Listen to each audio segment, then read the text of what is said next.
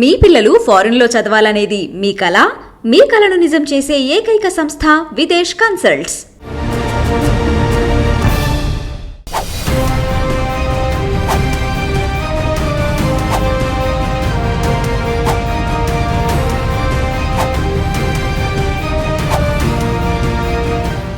Welcome to crime analysis. Delhi liquor కేసులో arrest అయి తీహార్ జైల్లో ఉంటున్న ఎమ్మెల్సీ కవితను సిబిఐ అరెస్ట్ చేసింది. ఆమె భర్త అనిల్కు సమాచారం ఇచ్చి ఆమెను అరెస్ట్ చేస్తున్నట్టుగా సమాచారం పంపింది. అంతేకాకుండా ఆమెను కస్టడీకి కావాలంటే ఒక పిటిషన్ వేశారు. ఆ పిటిషన్ లో ఏముందనే విషయాన్ని ప్రస్తుతం మనతో మాట్లాడడానికి రాజీవ్ రెడ్డి గారు ఉన్నారు. రాజీవ్ రెడ్డి గారిని అడిగి ఆ కస్టడీలో ఉన్న వాళ్ళు సిబిఐ ఏం కోరింది, ఆ కస్టడీలో ఉన్న అంశాలు ఏంటితో పాటు కొత్త విషయాలు చూడడానికి చాలా విషయాలు బయటకు వస్తున్నాయి. అవేంటో కూడా తెలుసుకుందాం. రాజీవ్ రెడ్డి గారు నమస్తే అండి. నమస్తే సార్, ఈ సిరీస్ లో చూస్తుంటే ఫస్ట్ లో అసలు కేసు నమోదైంది సిబిఐ, అందులో విట్నెస్ గా కవిత గారు పెట్టారు. తర్వాత క్రమేపీ ఆమె రాకపోయేసరికి ఇన్వెస్టిగేషన్ లో భాగంగా ఆమెని అక్యూజ్డ్ గా చేశారు. కానీ తర్వాత వచ్చిన ఈడీ అరెస్ట్ చేసి జైల్లో పెట్టారు. ఇప్పుడు సిబిఐ వంతు వచ్చింది కాబట్టి సిబిఐ నిన్న అరెస్ట్ చూపించింది. మనం గతంలో డిస్కస్ చేసినట్లుగా సిబిఐ మీ అందరికి అర్థం కానిది ఒక విషయం ఉంది. సిబిఐ కావాలని వెయిట్ చేస్తుంది. ఈడీ ఎప్పుడు బెయిల్ వస్తుందో ఆ టైంలో సిబిఐ అరెస్ట్ చేయొచ్చంటూ మనం గతంలో ఒక డిస్కషన్ కూడా చేసుకున్నాం. మరి అది ఏ విధంగా అయిందో కానీ నిన్నే రంజాన్ నాడు కవిత గారిని అరెస్ట్ చేసినట్టుగా సిబిఐ చూపిస్తుంది. అయితే కస్టడీ కావాలంటే పిటిషన్ వేయడం, ఆ కస్టడీలో కోర్టు 5 రోజులు పిటిషన్ కి కస్టడీకి ఇచ్చారు. ఇంతేకాకుండా తన అరెస్టు అక్రమం అంటూ ఈ రోజు ఆవిడ కోర్టులో కూడా పిటిషన్ వేశారు. అది అరెస్టు అక్రమం కాదు, సక్రమం అంటూ కోర్టు కూడా ఆ పిటిషన్ తోసిపుచ్చింది. ఇంత వరుసగా జరుగుతున్న నేపథ్యంలో ఈ కస్టడీ పిటిషన్ లో ఏ అంశాలు ఉన్నాయి, ఇంత తొందరగా సిబిఐ అరెస్ట్ చేయడానికి ప్రధాన కారణం అనుకోవచ్చు? అంటే ఇది ఎలా చెప్దామంటే అంటే నేను మీడియాలో చూసిన రిపోర్ట్ల ప్రకారము నిన్న కవిత గారికి సంబంధించిన లాయర్ ఎవరు, ఐ థింక్ మోహిత్ రావు అనుకుంటా, ఆయన ఏదో పిటిషన్ వేశారు అరెస్ట్ ఛాలెంజ్ చేస్తూ. దాన్ని ఆ జడ్జి నా ముందుకు రాదు అని చెప్పి రెగ్యులర్ కోర్టులో వేసుకోండి అని చెప్పి పంపించారు. వస్తాం. నాకు గుర్తున్నంత వరకు ఈ అడ్వకేటే కవిత గారిని ఢిల్లీ కేసులు కోఆర్డినేట్ చేస్తుంది అనుకుంటా, మోహిత్ రావు గారు. ఎందుకంటే కవిత గారిని ఇంతకుముందు ఈడీ అరెస్ట్ చేసినప్పుడు కూడా సుప్రీంకోర్టు స్టే ఉండగా ఎలా అరెస్ట్ చేస్తారని ఇక్కడ కేటీఆర్ గారు, బీఆర్ఎస్ సంబంధించిన మిగతా వాళ్ళతో పాటు ఈయన కూడా చిన్న ఏదో ప్రెస్లోనేదో ఢిల్లీలో కాస్త అంటే లీగల్ లాంగ్వేజ్ వాడుతూ ఈ కంటెంప్ట్ వస్తుంది, సుప్రీంకోర్టు స్టే ఉందని దబాయించారు. తర్వాత తేలింది ఏంటంటే సుప్రీంకోర్టులో ఏమీ లేదు, వీళ్ళు వేసుకున్న పిటిషన్ కూడా విత్డ్రా చేసుకున్నారు. నేను ఆ రోజే చెప్పాను, కాస్త ఎక్కడో కమ్యూనికేషన్ గ్యాప్ ఉన్నట్టుంది, సుప్రీంకోర్టులో స్టే ఉందని వీరు అనుకోవటము, అక్కడ స్టే లేకపోవటం అని. సెకండ్, నిన్న వచ్చి ఆదరబాదరగా పరిగెత్తుకుంటూ పోయి ఓ పిటిషన్ ఏదో తప్పు కోర్టులో వేశారు, జస్టిస్ మనోజ్ దగ్గర వేశారు. ఆయన కాదు జస్టిస్ కావేరి గారి దగ్గరికి వెళ్ళాలి అని, అదొకటి. మూడోది అంటే ఈ ప్రాబ్లం ఏమవుతుందంటే రెగ్యులర్ ప్రాక్టీస్ చేసే వాళ్ళందరూ తెలుసండి, అరెస్ట్ చేసే ముందు నోటీసులు గట్రాలు ఉండవు.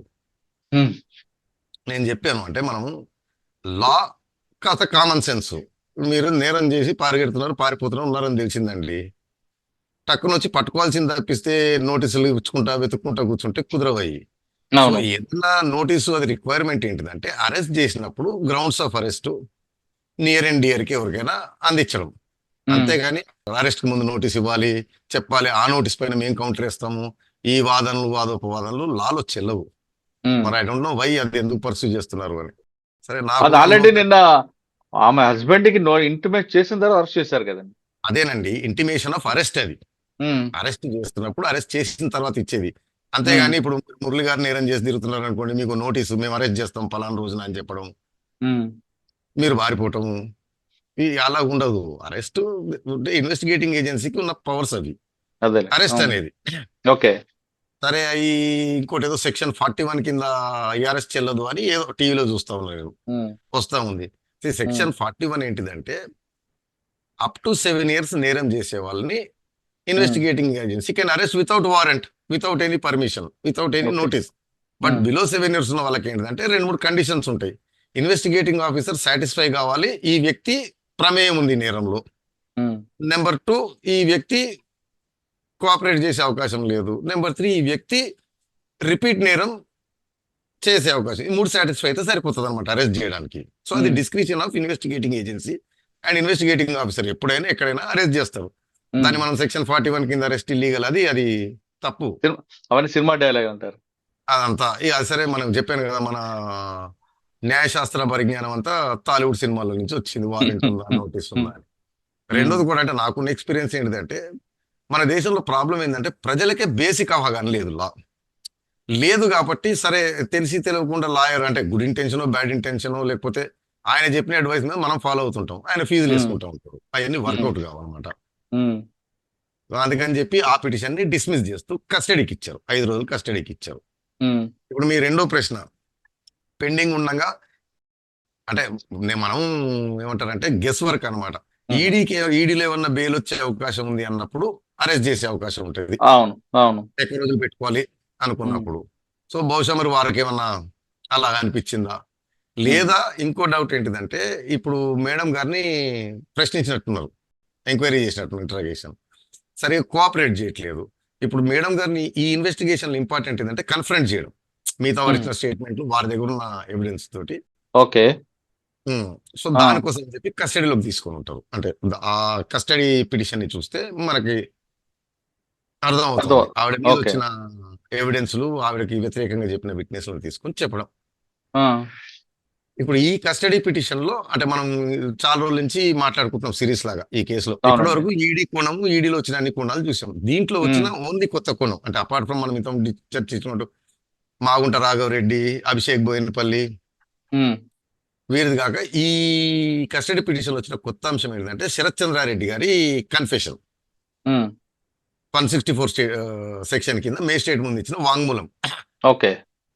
ఆయన చెప్పేది ఏంటిదంటే ఆయనను కాస్త కవిత గారు బెదిరించి లొంగ తీసుకొని పెద్ద వ్యాపారవేత్త కాబట్టి డబ్బులు ఉంటాయి కాబట్టి ఈ కేసులో జరిగిన పెక్యులర్ ఏంటిదంటే ఉమ్, మళ్ళీ గోయింగ్ బ్యాక్ అన్నమాట ఆ, జనరల్ గా అది బిజినెస్ ఉన్న ప్రజలందరూ తెలుసండి గవర్నమెంట్ తోటి మనం వర్క్ కాంట్రాక్ట్ ఏజెన్సీనో తీసుకున్నప్పుడు కిక్ బ్యాక్ ఎలా మాట్లాడుకుంటారంటే పీరియాడికల్ గా ఉంటుంది అనమాట అప్ ఫ్రంట్ ఉమ్, కొద్దిగిస్తారు సపోజ్ ఉమ్. కాంట్రాక్ట్ అనుకోండి బిల్లుకి ఇంత కిక్ ఓహో. Back okay. Up front but ఈ కేసులో వారు ఈ లైసెన్సులు రావడం హోల్సేల్ రీటైల్ రావడము సౌత్ గ్రూప్ కి ఉమ్, ఉమ్, దీని నుంచి ఆర్జించిన ఆదాయం నుంచి ఆప్ పార్టీకి కిక్ బ్యాక్ అనేది ఒరిజినల్ ఒప్పందం ఉమ్, కాకపోతే ఈ ఎలక్షన్లు రావడం తోటి ఆప్ పార్టీ ప్రెషర్ పెట్టింది 100 కోట్లు అప్ ఫ్రంట్ కావాలని ఈ 100 కోట్ల మొబిలైజేషన్ దగ్గరే మాగుంట రాఘవరెడ్డి గారు అండ్ కవిత గారి దాంతో శరత్ చంద్రారెడ్డి గారు వచ్చారనేది ఇది అప్ ఫ్రంట్ ఇచ్చారనమాట అచ్చా. అప్ ఫ్రంట్ ఇచ్చి రీకూప్ పీరియాడికల్ ఉమ్, కాకుండా మీరు ఏ కాంట్రాక్టర్ అడిగినా మీరు గవర్నమెంట్ తో ఏ వ్యాపారం చేసే వాళ్ళకి తెలుస్తుంది కిక్ బ్యాక్ అనేది పీరియాడికల్ గా ఇస్తారు ఉమ్, మనకి ఎప్పుడెప్పుడైతే ఆదాయం బిల్లు వస్తుంటుందో దాంట్లో నుంచి బట్ దీంట్లో ఏమైందంటే ఒకటేసారి 100 కోట్లు మొబిలైజ్ చేయాల్సి వచ్చింది దానివల్ల మాగుంట రాఘవరెడ్డి గారిని శరత్ చంద్రారెడ్డి గారిని ఈవిడ రోపింగ్ చేశారు అనమాట ఇద్దరు ఓకే. పెద్ద వ్యాపారవేత్తలు ఉమ్, ఇప్పుడు శరత్ చంద్రారెడ్డి గారి స్టేట్మెంట్ ఏంటిదంటే ఒప్పందం ప్రకారం 50 కోట్లు మాగుంట రాఘవరెడ్డి అది ఇంతకుముందు మనం మాట్లాడుకున్నాం రాఘవరెడ్డి గారి కన్ఫెషన్ స్టేట్మెంట్లు ఉమ్, శరత్ చంద్రారెడ్డి గారు ఒక 50 కోట్లు మొబిలైజ్ చేయాలని ఉమ్. దానికి ఒక హోల్సేల్ లైసెన్స్ 25 కోట్లు 5 రీటైల్ జోన్లు 5 ఓకే. కోట్లు ఇచ్చి టోటల్ 50 కోట్లు మొబిలైజ్ అని ఆయనకి అంత ఇష్టం లేకపోయినా కవిత గారు బెదిరించి ఉమ్, మీది పెద్ద ఫార్మస్యూటికల్ కంపెనీ పెద్ద పెద్ద వ్యాపారాలు ఉన్నాయి ఇక్కడ రియల్ ఎస్టేట్ కన్స్ట్రక్షన్ ఇవి వీటిని మేము ఇబ్బంది పెడతాము పిసికేస్తామని చెప్పి బెదిరించి వసూలు చేసినట్టు ఆయన స్టేట్మెంట్ సో ఉమ్. ఆయన ఇచ్చిన స్టేట్మెంట్ ప్రకారం ఏంటిదంటే కవిత గారికి మహబూబ్ నగర్ జిల్లాలో ఏదో ల్యాండ్ ఉంది అది మహబూబ్ నగర్ జడ్చర్ల మధ్యలో ఉన్నట్లుగా అఫిడవిట్ లో చూపించారు ఆవిడ. అది మీరు కవిత గారి ఎలక్షన్ అఫిడవిట్ లో ఉంటది అవును. ఆవిడ ప్రాపర్టీస్ ఏవి అనేది ఆ, ఐ థింక్ ఇమూవబుల్ అసెట్స్ ఆ బాక్స్ లో ఐటమ్ నెంబర్ 1, 2 మహబూబ్నగర్ జిల్లాలో ఒకటి జడ్చర్ల దగ్గర ఒకటి మహబూబ్నగర్ దగ్గర అని అవును. మనం అనుకుంటున్నాం ఇదో వేరేదో తెలియదు కానీ మనం ఈ అఫిడవిట్ ఇది రెండు చూసి మనం గెస్ చేసి Guess కనెక్ట్ చేయడం. చేసుకుంటాం ఆ, ఈ ల్యాండ్ కొన్నట్టు చూపెట్టి 14 కోట్లు ట్రాన్సాక్షన్ చేసినట్టు సిబిఐ వారి కంటెన్షన్ ఏంటంటే ఆ ట్రాన్సాక్షన్ నిజంగా జరగలేదు ఎటువంటి రిజిస్ట్రేషన్ లేదు ఏమి లేదు అండర్ ఏమంటారంటే ఒక షామ్ అగ్రిమెంట్ లాంటిది క్రియేట్ చేసి అరబిందోకి సంబంధించిన సంస్థలు ఈవిడకి సంబంధించిన మహబూబ్నగర్ ల్యాండ్ కొన్నట్టు ఈవిడ ఖాతాలో 14 కోట్లు వేసినట్టు ఒకటి రెండోది ప్రెజర్ పెట్టి జాగృతి ఫౌండేషన్ కి ఒక 80 లక్షలు డొనేట్ చేయించుకున్నట్టు మీరు ఆ ఎలక్షన్ అఫిడవిట్ లో మూవబుల్ అసెట్స్ కాలంలో ఉంటది మేడం గారు share holder of Jagruthi foundation అని చెప్పి అవును ఉంది. ఓనర్ అని చెప్పి ఉంటది 80 లక్షలు వసూలు చేసినట్టు ఇది చేసింది అనమాట ఈ డబ్బుల్ని in turn Abhishek Boinpally Buchibabu and Ashok Kaushik అనుకుంటా ఆవిడ గారి పిఏ ఢిల్లీలో అవునండి. CID. ఆ, వారి ద్వారా దాన్ని గోవా ఎలక్షన్ కి అందించినట్టు ఇది ఫ్రెష్ గా వచ్చిన రివీల్ అయిన సమాచారం. మేడం ఉమ్, గారికి. ఓకే. సార్ ఈ 100 కోట్లు మీరు 15 కోట్లు చెప్తున్నారు. ఇంకా మిగతా డబ్బులు ఏ విధంగా వెళ్ళాయని అనుకోవచ్చు మనం? అంటే ఒక 25 కోట్లు మాగుంట రాఘవరెడ్డి దాంట్లో వచ్చింది. ఆ, ఇక్కడ 15 మిగతాది కోట్లు. 25 కోట్లు మాగుంట రాఘవ మొబిలైజ్ చేసినట్టు వచ్చింది. మాగొంట రాఘవులు 25, ఈవిడేమో 15, అంటే మొత్తం 40 కోట్లు వెళ్ళినట్లుగా వచ్చింది. మరి మిగతాది అదే దానిపైన చెప్పలేదు ఇంకా. ఓహో.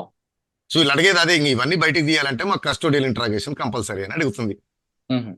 సార్ ఈ ఇంట్రాగేషన్ అనేది ఇప్పుడు కోర్టులో జైల్లో ఉన్నారు కాబట్టి జైల్లోనే చేస్తారా, లేదా సిబిఐ ఆఫీస్ తీసుకెళ్లి మన ఈడీ ఆఫీస్ లో ఏ విధంగా చేస్తారా ఆ విధంగా చేస్తారా? అట్లేం లేదండి, అది లాజిస్టికల్ గా అనమాట. జైల్లో కూడా చేసుకోవచ్చు, జైల్లో సెపరేట్ రూమ్ ఏదైనా తీసుకొని దాంట్లోనే చేయొచ్చు. అంటే డిపెండింగ్ సిబిఐ వారు వాళ్ళు లాజిస్టికల్ గా ఎట్లా, ఎందుకంటే గివెన్ హై ప్రొఫైల్ ప్రిజనర్ వారికి ఉన్న లైఫ్ థ్రెట్లు కానీ ఇష్యూస్ కానీ బయటకు అచ్చా. తీసుకొస్తే ఏమవుతుంది, లోపల తీసుకొస్తే ఏమవుతుంది, వారి దీన్ని బట్టి ఉంటుంది. తిహార్ జైల్లోనే ఒక రూమ్ లో పెట్టుకుని చేసుకోవచ్చు, ఆ ఆ, టైం టు టైం ఉంటది కాబట్టి. అవును. కానీ ఇక్కడ అడ్వకేట్ సమక్షంలోనే చేయాలని ఉంటది కదండి చాలా. ఎనీ ఇంట్రాగేషన్ జనరల్ గా ఏజెన్సీలు అడ్వకేట్ సమక్షం చేస్తాయి. అంటే అడ్వకేట్ సమక్షం అంటే మళ్ళీ చెప్తున్నాను నేను, అడ్వకేట్ పక్కన కూర్చొని సలహాలు ఇవ్వటము, కళ్ళతోటి సైగలు చేయటము, మ్మ్. దగ్గటములు ఉండవు.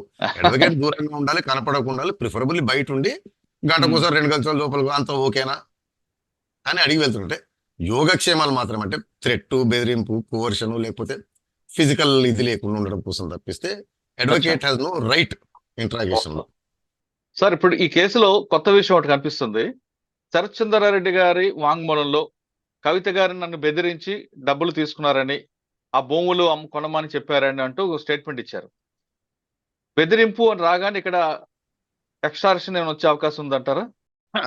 డెఫినెట్ గా అంటే తెలంగాణ ప్రభుత్వం తలుచుకుంటే ఉమ్, అంటే 2 విధాలండి. ఇప్పుడు ఈ స్టేట్మెంట్ ఆధారంగా తెలంగాణ ప్రభుత్వం సోమోటో కింద అక్కడ కేసు బుక్ చేయండి. ఎందుకంటే సిఆర్పిసి ప్రకారము on information of any offence police వారంతట వారు కూడా క్రైమ్ బుక్ చేసి ఇన్వెస్టిగేషన్ మొదలు పెట్టవచ్చు. So okay. 2 విధాలు. ఇప్పుడు రాధాకిషన్ రావు అని ఆయన డీసీపీ పైన ఇచ్చినట్టు ఎవరైనా అంటే శరత్ చంద్రారెడ్డి వెళ్ళి ఎక్కడ పోలీస్ స్టేషన్లో కంప్లైంట్ ఇచ్చి కవిత గారిని బెదిరించి డబ్బులు వసూలు చేశారు, డబ్బులు తీసుకున్నారు అనేది అది అది ఆ స్టేట్మెంట్ ప్రకారం ప్యూర్ అది క్రైమ్ కింద వచ్చేస్తుంది, extortion. I think Indian penal code 384, 381 అనేవి ఉంటాయి వాటి ప్రకారం. 384, అవునండి. సో వాటి ఏంటంటే ఒకటి తెలంగాణ గవర్నమెంట్ కనుక ఇంట్రెస్టెడ్ ఉంటే ఉమ్, పోలీస్ వారంతట వారే క్రైమ్ బుక్ చేసి ఇన్వెస్టిగేషన్ స్టార్ట్ చేసి శరత్ చంద్రారెడ్డి గారి స్టేట్మెంట్లు తీసుకోవడం, ఆధారాలు గ్యాదర్ చేయడం, ఇక ఇవన్నీ రూటీన్ అరెస్ట్ అంటే అరెస్ట్, ఛార్జ్ షీటు, ట్రయల్ అవన్నీ. ఉమ్, లేదా శరత్ చంద్రారెడ్డి గారి వారంతట వారు వెళ్ళి కంప్లైంట్ ఇచ్చినా ఇనిషియేట్ చేయొచ్చు అనమాట. సో శరత్ చంద్రారెడ్డి గారు ఇచ్చిన ఇనిషియేట్ అవుతుంది, ఇవ్వకపోయినా తెలంగాణ ప్రభుత్వం కానీ లేకపోతే లోకల్ పోలీస్ కానీ ఈ స్టేట్మెంట్ ఆధారంగా ఎఫ్ఐఆర్ కట్టొచ్చండి, క్రైమ్ బుక్ చేసి ఇన్వెస్టిగేషన్ స్టార్ట్ చేసి ప్రొసీడ్ కావచ్చు. ఓకే. ఈ రెండూ కాకుండా ఎవరైనా ఒక అడ్వకేట్ గానీ లేదంటే ఆమెకు వ్యతిరేకమైన వ్యక్తి పోలీస్ స్టేషన్ కంప్లైంట్ ఇచ్చారనుకో, నేను అనేది అదేనండి, సిఆర్పిసి ప్రకారము పలానా అని లేదండి, అచ్చా, ఏ ఎవరైనా విధంగా అయినా సరే పోలీస్ కి ఇన్ఫర్మేషన్ రాగానే cognisable offence, extortion is cognisable offence, FIR book చేసి ఇన్వెస్టిగేషన్ చేయాల్సిందే. మీరు వెళ్ళి కంప్లైంట్ ఇచ్చినా, నేను వెళ్ళి కంప్లైంట్ ఇచ్చినా, లేదా ఈ స్టేట్మెంట్ పోలీస్ అధికారులు ప్రభుత్వం దృష్టికి వచ్చిన వారంతట వారు without any information any third Okay. Party Sarath గారు లేదా బేసింగ్ ఆన్ మీడియా రిపోర్ట్లు ఈ స్టేట్మెంట్ ప్రకారం concern police station FIR book చేసి ఇనిషియేట్ చేయొచ్చు. అచ్చా, ఒకవేళ మీరు అన్నట్లుగా గవర్నమెంట్ తీసుకుంది అనుకోండి సుమోటోగా, Hmm. అంటే తీసుకుంటాదా లేదా అనేది ఇంకొక చర్చకు వస్తే, ఇప్పటికే కేసు నడుస్తుంది, ఇది గవర్నమెంట్ కి పొలిటికల్ మోటివేట్ కేసు అని ప్రచారం అవుతుంది కాబట్టి, ఒకవేళ ఇప్పుడు కాంగ్రెస్ గవర్నమెంట్ ఆ విధంగా తీసుకుంటే ఇది ప్యూర్లీ పొలిటికల్ అంటూ అవతవాళ్ళు చేస్తున్న నినాదాలకి ఒత్త ప్రెస్ అయినట్లు అనిపిస్తుంది కదండి. అంటే ఇప్పుడు పొలిటికల్ గా అంటే ఏదైనా ఒక బలం చేసుకోవచ్చు, చేకూరుతుంది కదా అని. అదేనండి పొలిటికల్ గా ఏదైనా చేసుకోవచ్చు, ఎవరు ఎట్లయినా అనుకోవచ్చు. లీగల్ గా మాత్రం అది perfectly right, police or within they right. ఈ స్టేట్మెంట్ బేస్ పైనే they can book a case and investigation initiate చేసి చంద్రారెడ్డి గారిని పిలిపించి స్టేట్మెంట్ తీసుకోవడం, ఎవిడెన్స్ గ్యాదర్ చేయడం చేయొచ్చు. ఉమ్. సరే పొలిటికల్ టర్న్ అది అంటారా, ఇప్పుడు నాకు తెలిసి అంత గింపతిలు వచ్చి ఆ టర్న్ తీసుకునే ఇదేం లేదు. సార్ ఒకవేళ ఆ విధంగా కేసుగా నమోదైంది అనుకోండి, ఇప్పుడు ఢిల్లీలో ఉన్న కేసులో బెయిల్ మీద బయటకు వచ్చే పట్టుకోవాలా, వీళ్ళు కూడా కస్టడీ చేసి అక్కడి నుంచి తీసుకురావడం అది అది same thing, discretion of investigating agency. Okay. Transit remand వేసి హైదరాబాద్ కూడా పట్టుకురావచ్చు, తీసుకొచ్చి లేదనుకుంటే- ప్రొడ్యూస్ చేయాలి లేదంటే హైదరాబాద్. ఆమె బెయిల్ మీద హైదరాబాద్ వచ్చి ఈ కేసులో కూడా రిమాండ్ చేయొచ్చు. అక్కడే పట్టుకోవచ్చు, ఇక్కడ వచ్చిన తర్వాత ఎప్పుడైనా పట్టుకోవచ్చు. Description of investigating agency any person కెనండి. నేను అడ్వకేట్ అని కాదు, ఆహా. ఎనీ సామాన్య పర్సన్. సో సిఆర్పిసిలో ఏంటంటే receipt of a cognizable offence, hmm. Police have to book crime, FIR book చేసి ఇనిషియేట్ ఇన్వెస్టిగేషన్. ఏది లేకపోతే తర్వాత క్లోజ్ చేయాలి. ఎఫ్ఐఆర్ అయితే కట్టాలి, ఇన్వెస్టిగేషన్ చేయాలి, స్టేట్మెంట్లు తీసుకోవాలి. అంటే ఇక్కడ గవర్నమెంట్ ఇంట్రెస్ట్ బట్టి ఉంటది. ఎవరైనా వెళ్ళి కంప్లైంట్ ఇచ్చారనుకోండి, గవర్నమెంట్ ఇంట్రెస్ట్ ఉంది. అవును, గవర్నమెంట్ పోలీస్ వారంతట వారు చేయాలంటే వారి ఇంట్రెస్ట్ని బట్టి. రైట్. మన చట్టంలో ఉన్న వెసులుబాటు అదండి. అంటే ఫర్ ఆహా. ఎగ్జాంపుల్ రోడ్డు పైన దొమ్మి జరుగుతుంది, మీరు వెళ్ళి మ్మ్. కంప్లైంట్ చేయొచ్చు కదండి, మీకు సంబంధం లేకపోయినా కానీ. అవును. మీరు ఫోన్ చేసి కూడా చెప్పవచ్చు పోలీస్ వారికి, సార్ జూబ్లీ చెక్ పోస్ట్ మీద దొమ్మి జరుగుతుంది, కొట్టుకుంటున్నారు అని. సో విక్టిమ్ కావాల్సిన అవసరం లేదు. అవును, రిసీప్ట్ ఆఫ్ ఇన్ఫర్మేషన్ ఏ విధంగా అయినా రావచ్చు. అదే అదే.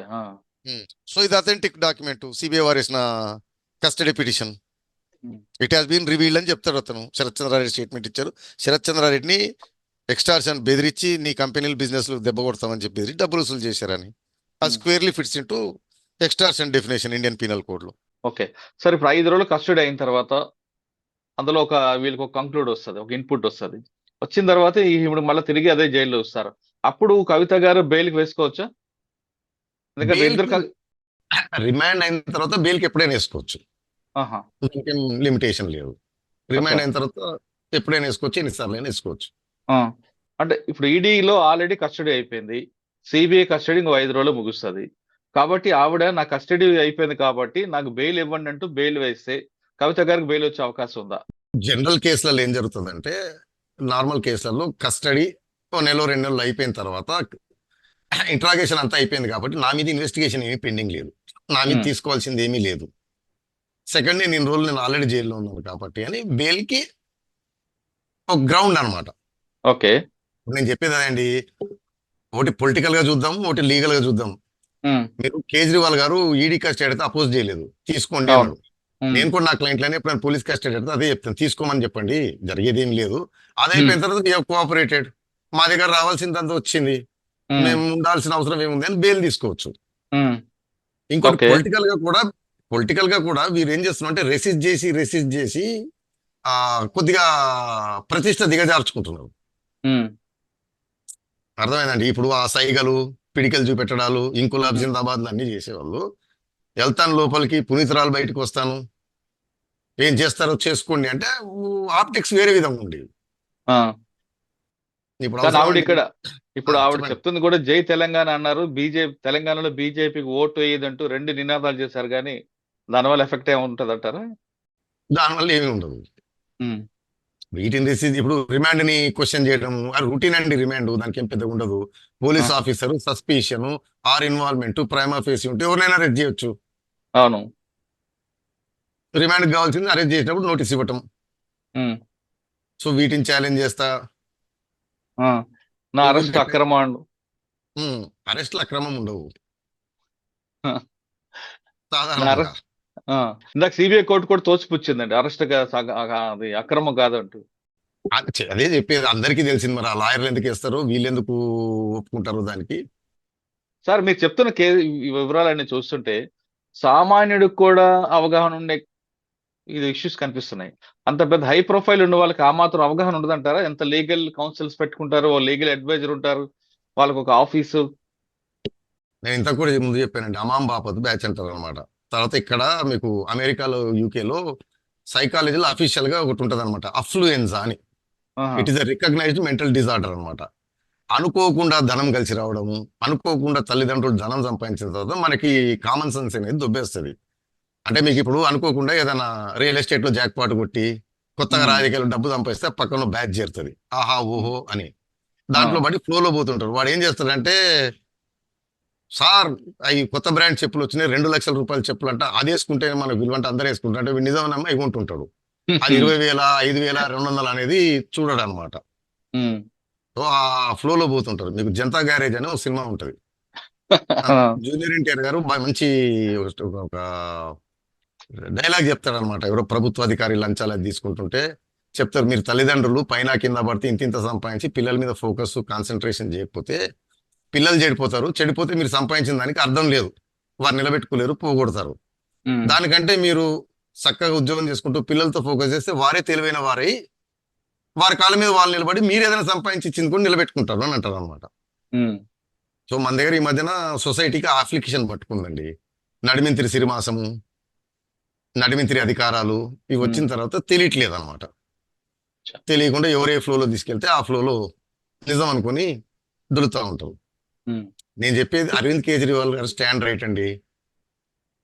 చంద్రబాబు ఎలా? నాయుడు గారు మనం అనుకున్నాం ఏముందండి, 1 నెల 2 నెలలు 3 నెలలు 6 నెలలు మర్డర్ చేసిన వరకే బెయిల్ వస్తుంది. మనం ఛాలెంజెస్ లోపల పోయండి, పొలిటికల్ గా కూడా మంచి మైలేజ్ వస్తుంది. updates వచ్చాయి. పబ్లిక్ లో దానిపై- కూడా మా లీడర్ కరెక్ట్ గా ఉన్నాడు అంటారు కదా. ఆ, ఓ రిబెల్ కింద వస్తుంది. ఊరికే దీన్ని పీకి లాగి ఎట్లా వీళ్ళు విఐపీలు అండి, జైల్లో అవును. బాగానే చూసుకుంటారు, ఉమ్, సామాన్య ఖైదీలాగా కాదు. అవును. ఇంటి భోజనము, ఉమ్. చక్కటి బెరాకులు, బాగోగులు అన్నీ ఉంటాయి కానీ కుటుంబం అనేది దూరం అవుతుంది కదండి, ఒకటే కదా. వీళ్ళకి ఇచ్చారు కదండి కుటుంబ సభ్యులతోటి గంట మాట్లాడుకోవాలని. అవును. అంటే అవి ఉంటాయి కానండి ప్రజలతో మాట్లాడడం, ప్రజలతో మమ్మకం అవ్వడం, ప్రజలకు ఉపన్యాసాలు ఇవ్వడం ఉండదు కదా. వీళ్ళు పెద్ద మమేకమైంది ఏందో తిరిగింది ఏందో నాకైతే తెలియదు. స్టేట్మెంట్ లీడర్ అంటే మనకి ఇంకోటి చెప్తాను, ఒక్కోసారి మనకి టైం కలిసి రాదనుకోండి, అవును. అప్పుడు రెసిస్ట్ చేయకూడదు అనమాట. దాన్ని అబ్జర్వ్ చేసుకొని తీసుకొని బయటికి రావడానికి చూడాలి, అంతే తప్పిస్తే దానికి ఎదురు ఇప్పుడు కర్మ అండి. నేను రోడ్డు పైన నడుస్తుంటే ఎవడో వచ్చి గుర్తాడు, నేనేం చేస్తాను, దానిపైన చిందులు వేయలేం కదా. అవును. ట్రీట్మెంట్ తీసుకొని అది తీసుకొని దాన్ని మళ్ళీ ఎలా బయటికి రావాలని. ఉమ్. అంటే కర్మ సిద్ధాంతం నమ్మాలంటారు ఇప్పుడు. అంటే ఇక అది తప్పదు కదండి. కొన్నాళ్ళు కాలం నడిచి వస్తుంది, అప్పుడు మీరు ఏం చేసినా సక్సెస్ అయింది. అయితే నేను చెప్పిన ఈ నియో రిచ్ నడిమింతిరి బ్యాచ్కి ఏంటంటే కాలం కలిసి వచ్చి పైకి వచ్చిన దాన్ని వారి మేధస్సుతో వచ్చామనుకుంటుంటారు అనమాట. ఉమ్. మీరు ప్యాకెట్ ఆడే వాళ్ళని చూసారండి ఎప్పుడైనా, కబుర్లు చెప్పుకుంటుంటే? వాడు వెళ్ళలేదు. సిగరెట్ పెట్టుకుని మొన్న ఆట గురించి చెప్తుంటా ఉంటా, వాడు కింగ్ వేసాడు, క్వీన్ వేసాడు కాబట్టి ఆస్ వేస్తాడు, జాక్ వేస్తాడు, నాకు ముందే తెలిసిపోయిందని చెప్తుంటాడు ఎక్స్పర్ట్ లాగా. ఇంతకు వాడు చూస్తే ఆస్తిపాస్తులు అమ్ముకుని అప్పులపాలే తిరుగుతుంటాడు ఓడిపోయి. మరి నీకు ఇన్ని విషయాలు తెలిస్తే కొట్టినాట ఒకటే తిరుగుతుంటది, నా మేధస్సుతో కొట్టానని. ముక్కలు అనేది అదృష్టం. ఓకే.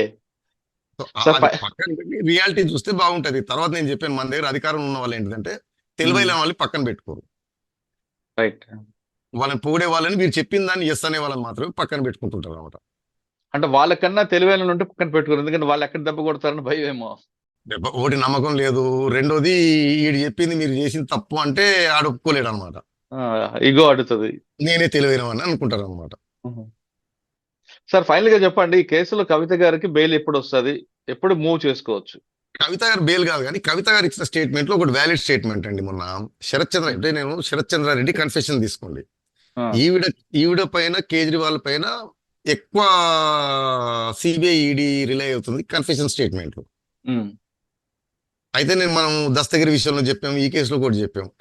కన్ఫెషన్ ఆఫ్ అప్రూవర్ స్టేట్మెంట్లకి ఫస్ట్ అప్రూవర్ యొక్క క్రెడిబిలిటీ ఇంపార్టెంట్, తర్వాత స్టేట్మెంట్ క్రెడిబిలిటీ ఇంపార్టెంట్. రెండు క్రెడిబిలిటీలు కావాలి. ఓకే. అంటే స్టేట్మెంట్ క్రెడిబిలిటీ అంటేనేమో స్టేట్మెంట్ కి తగ్గ ఆధారాలు, కొరాబరేటింగ్ ఎవిడెన్స్, అది నమ్మశక్యంగా ఉండేటి. దానికంటే ముందు అప్రూవర్ క్రెడిబిలిటీ.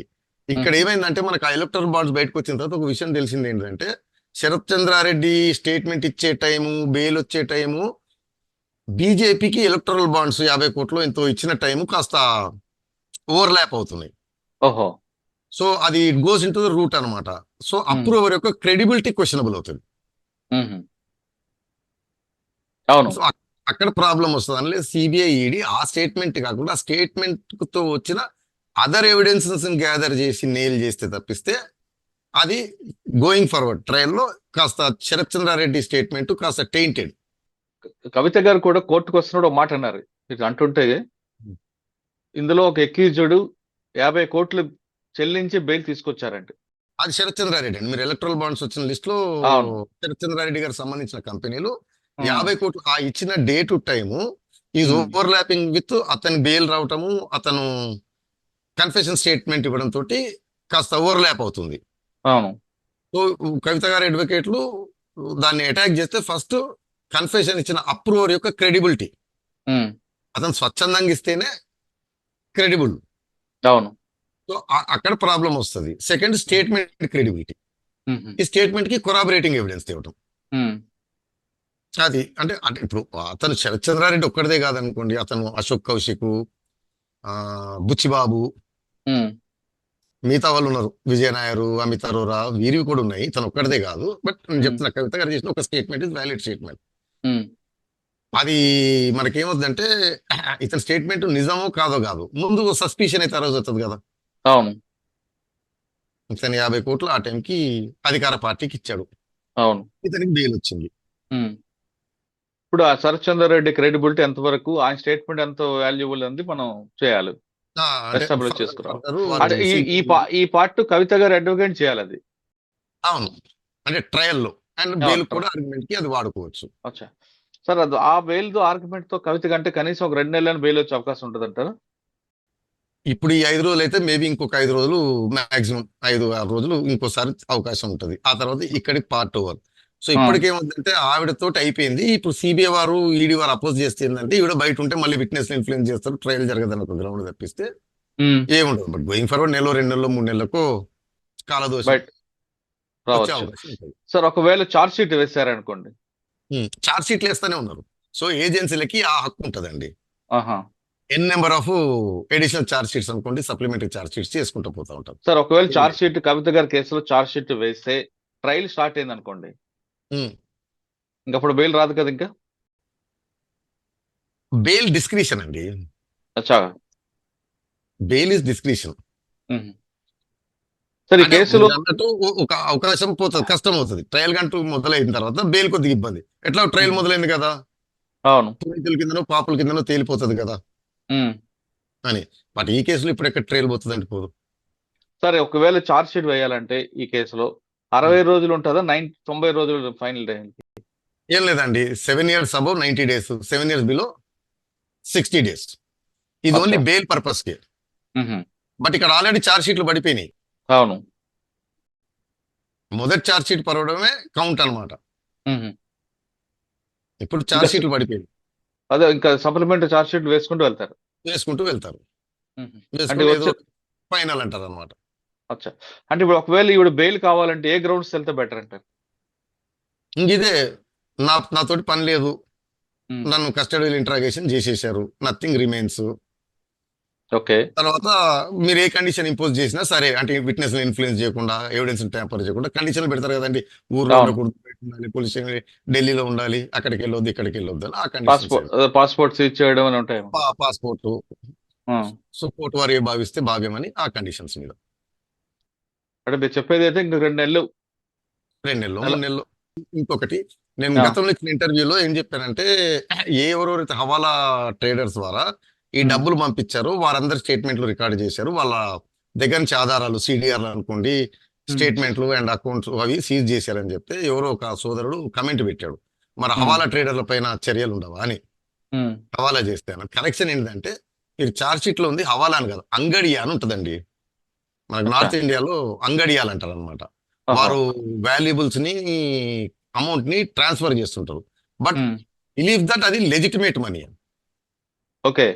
మీరు పెట్రోల్ బంక్ ఉందనుకోండి, మీకు క్యాష్ వస్తుంది, మీరు ఆ క్యాష్ అవునండి. అంగడి ద్వారా ట్రాన్స్పోర్ట్ చేస్తారు అదే అన్నమాట. మన సిఎంసి వెహికల్ ఆ విధంగా. ఆ విధంగా చేస్తారనమాట. సో అది అవును. అంగడి. ఆ. అందరు హవాలా ట్రేడర్లు కాదు, వీళ్ళు ఆహా. ఇన్వెస్టిగేషన్ చేసింది వారిని అంగడియాలని మెన్షన్ చేశారు. అంగడియాలు లీగల్ బిజినెస్ అండి. అచ్చా. ఉమ్. నార్త్ ఇండియన్ లో. నార్త్, ఒరిస్సాలో, గుజరాత్ లో అంతటి ఉంటారు. వారు ఏంటంటే మీకు కలెక్షన్ అయిన డబ్బుని మీరు బ్రాంచ్ నుంచి హెడ్ ఆఫీస్ పంపించాలనుకోండి, వారు ఉమ్. తీసుకెళ్తారు అనమాట. సో అదే లీగల్. లెజిటిమేట్ మనీ అని వారు ఏమంటారంటే, అది మాకు ఇది హవాలా బ్లాక్ మనీ అని తెలియదు, లంచం డబ్బు అని తెలియదు. అటు సార్ ఇప్పుడు అంగళి అంది లీగల్ అది. లీగల్ అండి. ఆహా. సరే కొన్ని చోట్ల రైడ్ వేసి పట్టుకుంటుంటారు, వసూలు చేస్తుంటారు, మళ్ళీ వదిలి పెడుతుంటారు, కానీ ఆ. అది అది లీగల్ వ్యాపారం. అది ఓకే. చాలా థ్యాంక్ యూ. సంస్థలు, క్యాష్ వచ్చే సంస్థలు అంగడియాలను వాడుకుంటారు అనమాట. ఇప్పుడు మీకు ఓహో. 5-6 బిజినెస్ ఉన్నాయి అక్కడ ఇక్కడ, అంత అవును. క్యాష్ కలెక్ట్ అయిన తర్వాత అక్కడి నుంచి మీరు హెడ్ కాఫీ వేసుకో, నెలకు వస్తారు, వారానికి వస్తారు పంపిస్తారు కదా, వీరు తీసుకొస్తారు ట్రాన్స్పోర్ట్. అచ్చా. కవిత గారి కేసులు చూస్తుంటే రాజీవ్ రెడ్డి గారు చెప్తున్నట్లుగా మరో 2 నెలల వరకు కవిత ఢిల్లీలో ఉండే అవకాశం కనిపిస్తుంది. అయితే కరెక్ట్ రీజన్ తీసుకుంటూ, అంటే శరత్ చంద్రారెడ్డి ఇచ్చిన స్టేట్మెంట్ ని తను కరెక్ట్ గా ఫ్రేమ్ కట్టుకుంటూ వెళ్తే అదొక అవకాశంగా భావించి ఉండే అవకాశం ఉంటుంది అంటున్నారు రాజీవ్ రెడ్డి గారు. ఏదేమైనా సరే మరో 2 నెలలు కవిత గారు ఢిల్లీలో ఉండే అవకాశం కనిపిస్తుంది. ఇది సిబిఐ కస్టడీ పిటిషన్ లో ఉన్న అంశంపై రాజీవ్ రెడ్డి గారి విశ్లేషణ. మరో అంశంలో మళ్ళీ కలుద్దాం. అంతవరకు నమస్తే. Thank you sir. Thank you very much.